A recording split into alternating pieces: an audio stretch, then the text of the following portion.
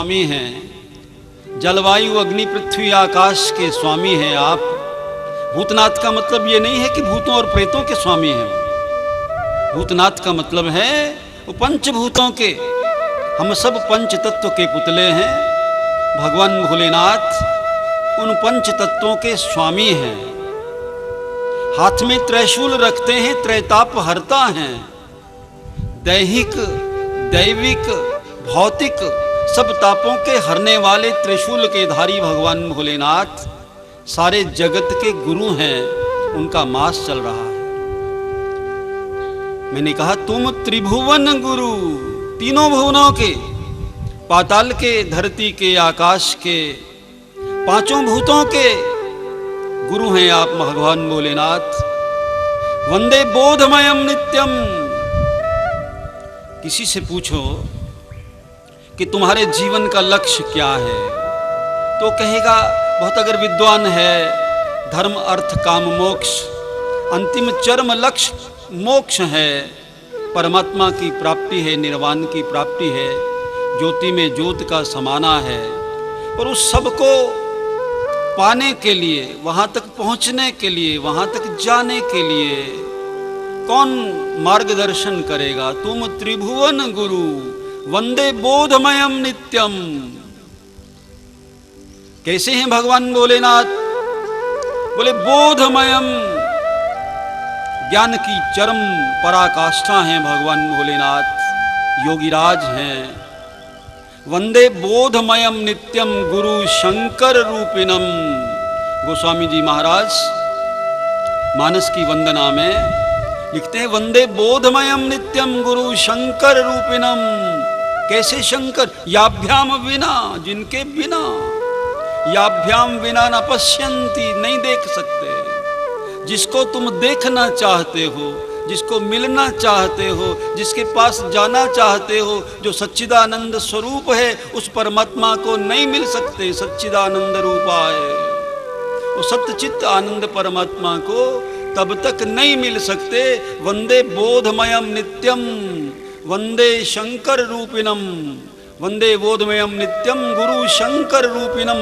याभ्याम विना न पश्यन्ति, जिसके बिना नहीं देख सकते। स्वान्तः स्थितः, अपने भीतर बैठा हुआ परमात्मा, जिनकी कृपा के बिना नजर नहीं आ सकता, ऐसे भोलेनाथ को हम नमन करते हैं। पिछली बार से चर्चा चल रही है, सत शब्द की चर्चा चल रही है।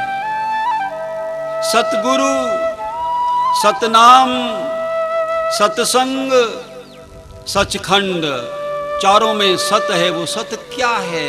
भगवान क्या है? सच्चिदानंद रूपाय, वह सतचित आनंद रूप है। सत क्या है?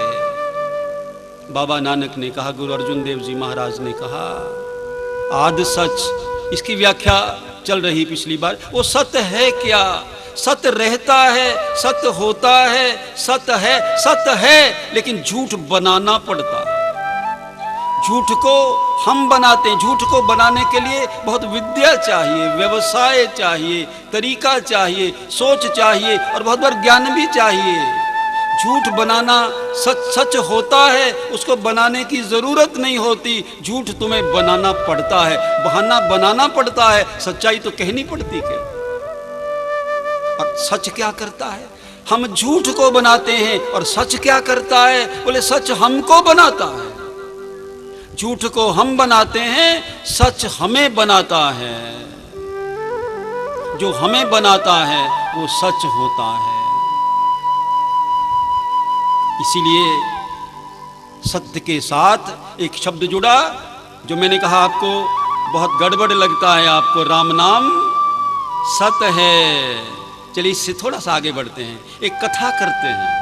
बोले किसकी कथा करी? आज पूर्णमासी थी, आपने कथा कही, पंडित जी ने कथा कही, आपने सुनी। बोले कौन सी कथा थी? बोले सत्यनारायण की कथा थी। सत्य क्या है? बोले नारायण है। वो कथा जो सुनते हैं, एक बार मुझसे किसी ने प्रश्न किया कि फला व्यक्ति ने सत्यनारायण की कथा कराई, उसको ये फल मिला। फला ने ये सत्यनारायण की कथा कराई, उसको ये फल मिला। फला ने नहीं कराई, उसको ये दंड मिला। लेकिन कथा क्या है? पूरी पूरी कहानी में यही कहानी है, फला ने सत्य की कथा कराई, उसको ये सुफल मिला, उसने सत्य की कथा नहीं कराई सत्यनारायण की, उसको ये कुफल मिला। वो कथा है क्या? कुछ नहीं है। वाणी में सत्य आ जाए, सत्य का संकल्प करना, अखंड संकल्प। वैसे सत्य को हमने केवल बोलने तक सीमित कर लिया है, सत्य बोलने तक सीमित नहीं है। सच इससे कोई बहुत बड़ी चीज है, जो तुमको बनाता है, जो स्वयं रहता है और आपकी रचना करता है। इसलिए कहा सत्य नारायण है। ये शब्द सुंदर लगता है। राम नाम सत्य आपको गड़बड़ लगता है क्योंकि मौत से बहुत घबराते हैं। सत्य तो नारायण है। और झूठ क्या है? या सत्य कुछ और भी है? एक सज्जन हमसे कहने लगे, आप तो सत्य को नारायण कहते हो, हमने तो एक ही नारायण को जानते हैं। बोले कौन से नारायण है? बोले लक्ष्मी नारायण है। सीधे सीधे क्यों नहीं कहते? लक्ष्मी जी को क्यों लपेट रहे हो? सीधे कह दो नकद नारायण है। हम नकद को ही नारायण मानते हैं। तो उधार क्या है, नकद क्या है और उधार क्या है? उधार को चाहते हो क्या? उधार असत्य है, नकद सत्य है। ठीक वैसे जो बात तुमको समझ में आती है, जो संदर्भ, जो उदाहरण, जो दृष्टांत, जो कथाएं, जो कहानियां हमको समझ में आती हैं, शास्त्रज्ञ लोग, ऋषि लोग, मुनि लोग उन्हीं कहानियों के माध्यम से हमको समझाते हैं। बोले नकद क्या है? बोले नारायण है। जिसको हम चाहते हैं वो नारायण है। तो सत्य के लिए वैसी चाहना होनी चाहिए। परमात्मा का नाम है। कौन सा नाम है? हमने कहा राम नाम सत्य है, हमने कहा सत्य नारायण है। बाबा नानक ने कहा कोई भी नाम ले लो, नाम सत्य है, कोई भी नाम। अनंत असंख्य नाम असंख्य ठाम। वेद में एक मंत्र है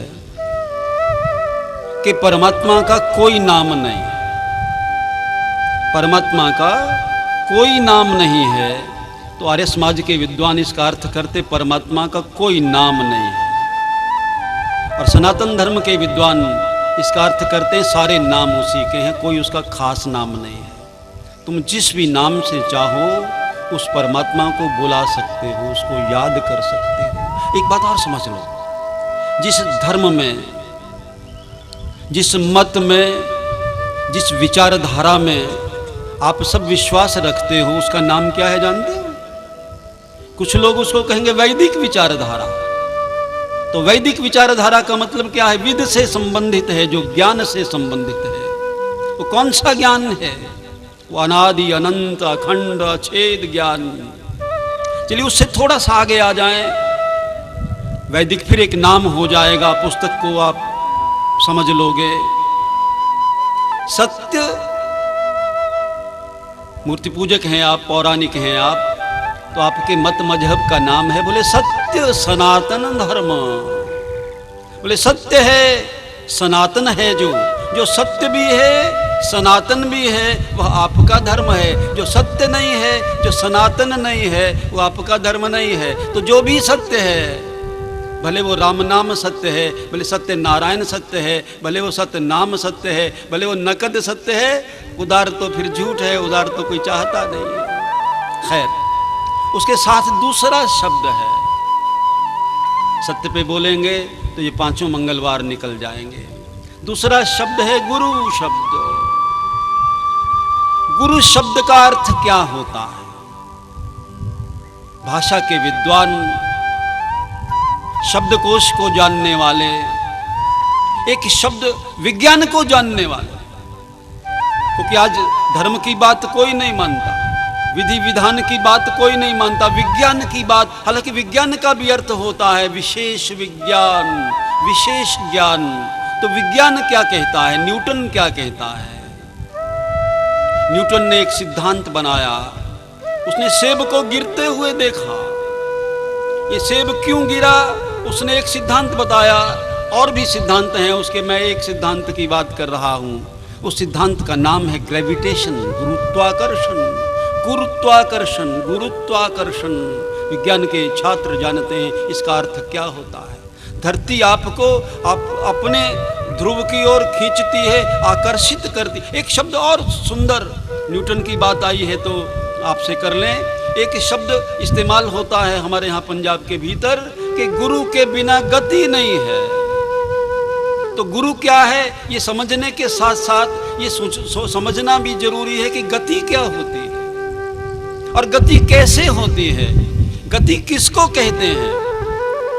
जैसे कोश में देखेंगे, शब्द कोश में देखेंगे तो गति का अर्थ चलना होता है। गति का मतलब चाल होता है, गति का मतलब मोशन होता है। तो ये कैसे होती है? तो न्यूटन कहता है, क्या कहता है? बोले या तो ये पुश से होती है, या फिर पुल से होती है, या धकेलने से होती है, या खींचने से होती है, आकर्षण से होती है गति। तो गुरु के बिना गति नहीं, इसका मतलब क्या हुआ?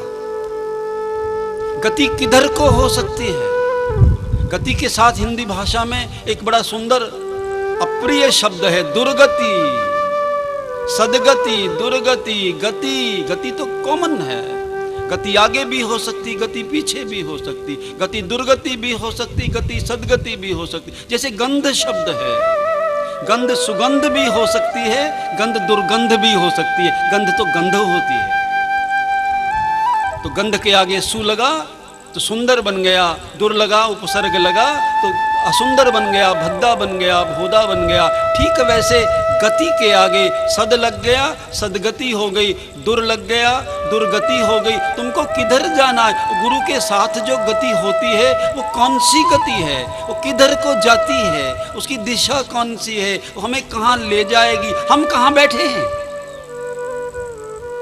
जरा पहले यही विचार करें, हम कौन से स्टेशन पर बैठे हैं, जाना हमें कौन से नगर में है, डगर हमारी कौन सी हो, हम कहाँ बैठे हैं, किस नगर में बैठे हैं, किस नगर पे हमको जाना है और उसकी डगर क्या हो। ऊंचे जाना है मुश्किल आ जाएगी, नीचे जाना है आसानी है बहुत। ऊपर से लुढ़के लुढ़के लुढ़के लुढ़के लुढ़के लुढ़कते चले गए और बड़े से बड़ा आदमी लुढ़क जाए।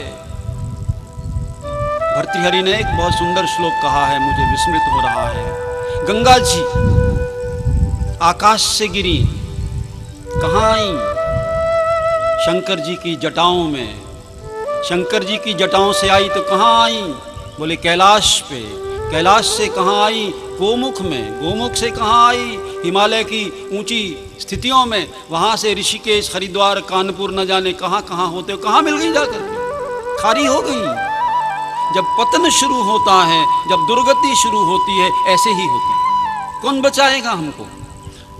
हमने ऊंचे जाना है, हमने गहरे जाना है।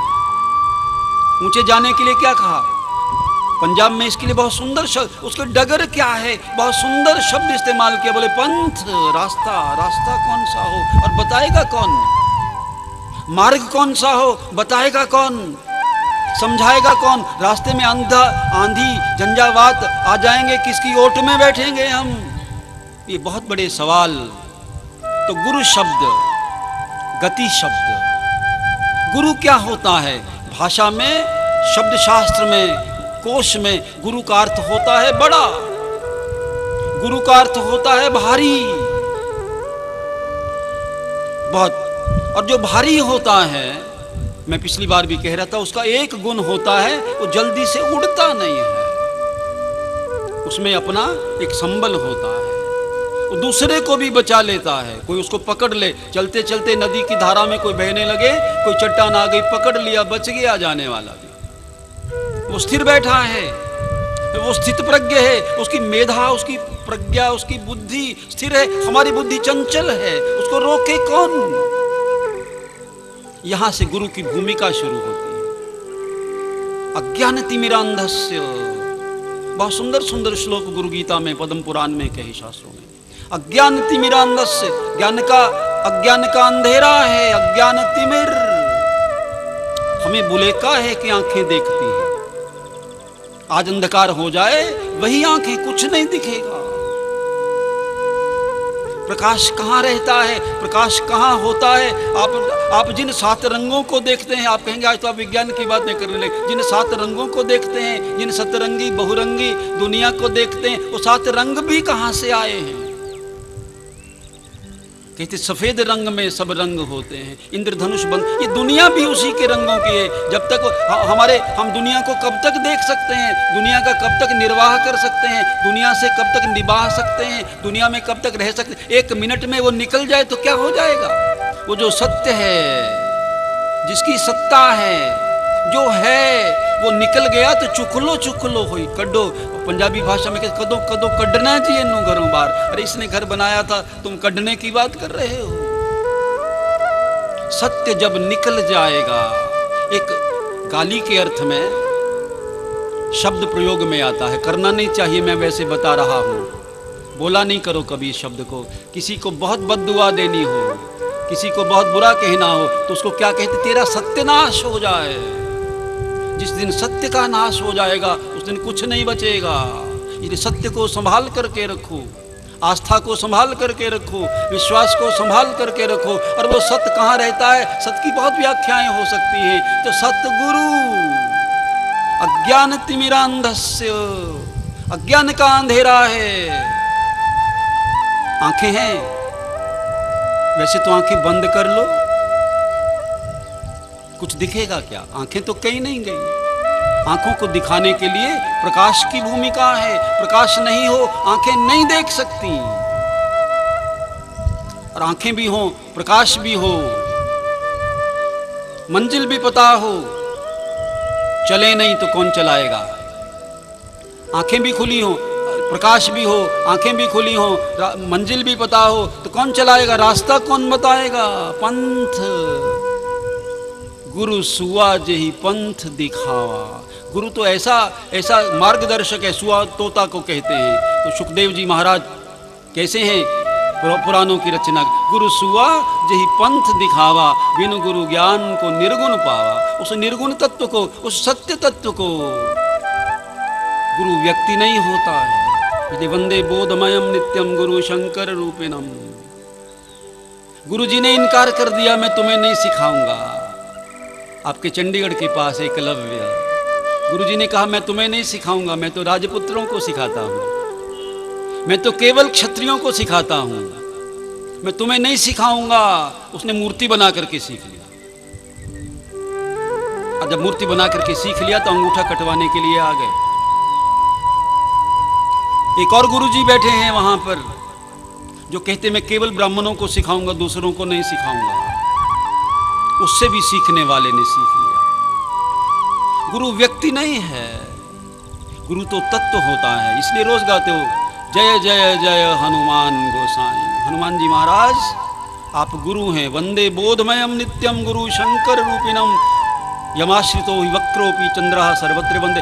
अच्छे गुरु की शरण में अगर टेढ़ा भी आ जाए, वक्र है चंद्रमा, कौन सा चंद्रमा सुंदर होता है जानते हैं? सबसे सुंदर चंद्रमा कौन सा होता है? पूर्णमासी का चांद बहुत सुंदर होता है।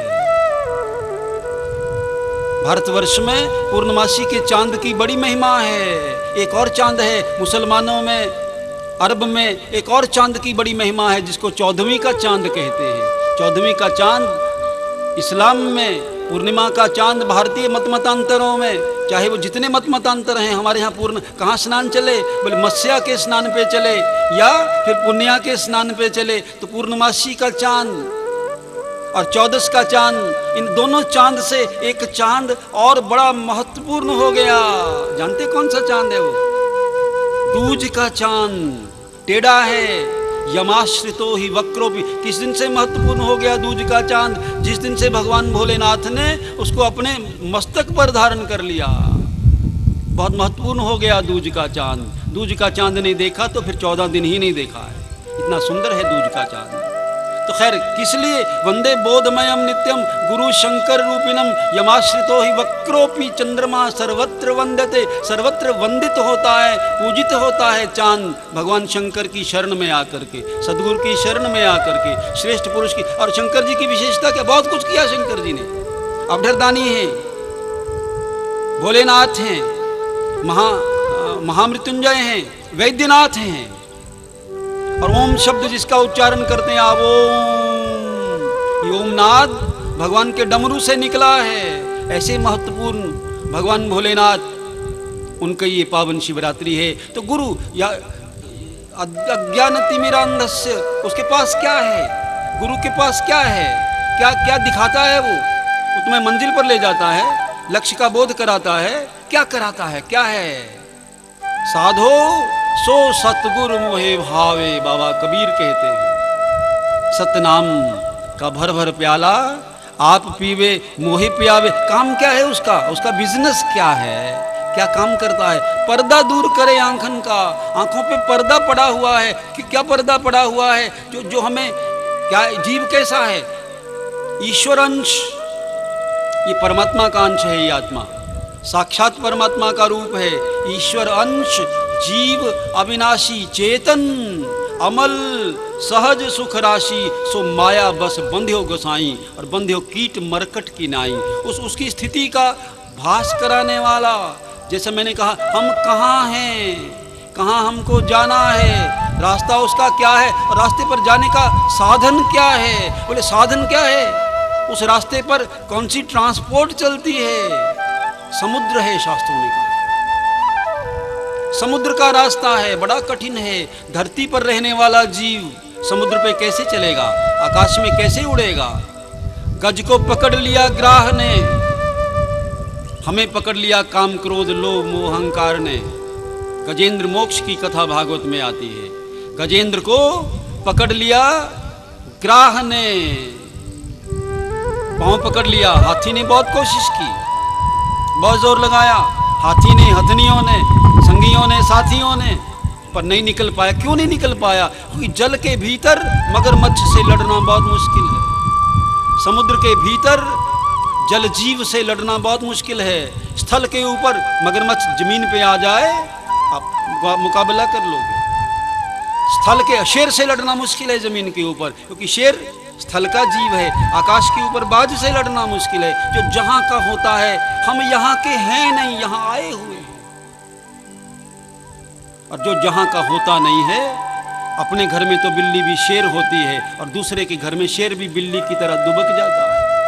इस दुनिया के आप हैं नहीं, हैं आप ईश्वर अंश, जीव अविनाशी, चेतन अमल, सहज सुख राशि। उसके भीतर में आपके पास कौन सा ऐसा वाहन हो जिस पर चढ़ कर के आप जा सकेंगे? उस वाहन का नाम है नाम, ईश्वर का नाम। और मैं नहीं कह रहा, अनेक संतों ने कहा, मेरो मन, बाबा सूरदास लिखते हैं, मेरो मन अनंत कहाँ सुख पावे। कहाँ सुख मिल सकता है? संसार में नहीं भी मिल सकता। ना सुख विच संसार दे, ना सुख छड़ गया है। कहाँ पे पाएंगे? कहाँ से? तरीका कौन सा है? मंजिल पर जाएंगे कैसे? वाहन कौन सा है? इस जगत से तरने का वाहन कौन सा है? मेरो मन अनंत कहाँ सुख पावे, जैसे उड़ जहाज का पंछी। समुद्र के भीतर में जहाज हो, और जहाज के ऊपर बैठा हुआ पक्षी उड़ार तो मारे, कहाँ जाएगा? आखिर उसको जहाज पे आना पड़ेगा। समुद्र में रह नहीं सकता, आप संसार में टिक नहीं सकते। आप लाख कोशिश कर लें, संसार में आप रह नहीं सकते। संसार से जाना पड़ेगा, संसार में रह नहीं सकते। जो नीचे का प्राणी है, ऊपर उड़ जाए, उसको नीचे आना पड़ेगा। जल स्थल का प्राणी जल में चला जाए, उसको जल से बाहर आना पड़ेगा। जल कितना सुंदर क्यों नहीं हो, जब बढ़ जाता है बड़ी मुश्किल करता है। एक बार एक गड्ढे में एक व्यक्ति गिर गया। एक छोटी सी कहानी सुनाते हैं। गड्ढे में व्यक्ति गिर गया, ऊपर से किसी ने, जून का महीना था, जुलाई का महीना था, ऊपर से आ गई बरसात। बोले बहुत मजा आ गया। किसी ने बाल्टी पानी फेंक दिया, अरे बहुत मजा आ गया। 2 फेंक दिया, 4 फेंक दिया, घुटनों तक आ गया पानी, कमर तक आ गया, बहुत मजा आ रहा है। लेकिन धीरे धीरे गले तक आ गया। बोले अब मारा गया, अब बचाओ कोई। हम यहाँ के जल जीव हैं नहीं, संसार के हैं नहीं। संसार अच्छा लगता है, पानी अच्छा लगता है, रोचक लगता है, सुंदर लगता है। उसमें जब धंसते हैं पूरा, तब पता चलता है फिर कौन बचाए, फिर कौन जगाए, कौन निकाले उस जल में से, उस दलदल में से कौन निकालेगा। यमुना के किनारे पर बरसात के मौसम में जब दलदल हो जाती है, उस दलदल के भीतर मनुष्य नहीं जाता है, समझदार है, पर कभी कभी किसी गाय का बछड़ा फंस जाए तो क्या करता है ग्वाला। यमुना के किनारे पर खड़ा हुआ ग्वाला उस दलदल में फंसे हुए अपने उसको ग्वाल को, अपने फंसे हुए बछड़े को, वत्स को बचाने के लिए क्या करता है, वो अपनी धोती को लपेटता है, ऊंचे करता है, दलदल में घुसता है, दलदल में घुस करके उसको ले आता है बाहर धरती के ऊपर। ठीक इसी तरह से संत महापुरुष आते हैं हमें दलदल से निकालने के लिए। भगवान आते हैं, अवतार लेते हैं, मत्स्य कच्छ वराह नृसिंह वामन परशुराम राम कृष्ण बुद्ध के रूप में, अब कल्कि के रूप में आएंगे, कभी संतों के रूप में, कभी महंतों के रूप में, कभी ऋषियों के रूप में, कभी मुनियों के रूप में इस दलदल में आते हैं हमें बचाने के लिए। अज्ञान तिमिरांधस्य, यानी कि जब फंस जाते हैं हम, जल में फंस जाते हैं, स्थल में फंस जाते हैं, मोह में फंस जाते हैं, मद में फंस जाते हैं, अहंकार में फंस जाते हैं, इन सब पंच विकारों में जब जब फंसते हैं, उसमें से बचाने के लिए, उसको निकालने के लिए, सही दिशा में ले जाने के लिए, अमृत तत्व का बोध कराने के लिए, मंजिल बताने के लिए और रास्ते पर चलाने के लिए, भूले मार्ग जिन्हें बताया ऐसा गुर वडभागी पाया। बड़े भाग्यशाली हो आप लोग, हनुमान जी महाराज सद्गुरु रूप में आपको इस संसार के दलदल से निकालने के लिए आए। त्रेता में वो आए, राम जी चले गए, राम जी ने कहा मेरा कार्य पूरा हो गया, निश्चरहीन करो मही भुज उठाए प्रणकीन, सकल मुनिन के आश्रमनी जाए जाए सुख दीन, दिया और गए। हनुमान जी ने कहा मैंने नहीं जाना। कब तक रहने का इरादा है महाराज आपका, पूछा किसी ने। बोले यावत राम कथा लोके, जब तक संसार में राम कथा रहेगी मैं तब तक रहूंगा। तो आप राम कथा भी सुनिए हनुमान जी महाराज के मार्गदर्शन में, परोपकारी बन करके, संत बन करके, शिष्य बन करके। अगली बार गुरु तत्व की चर्चा होगी, उससे अगली बार शिष्य तत्व की चर्चा होगी। गुरु कैसा होना चाहिए।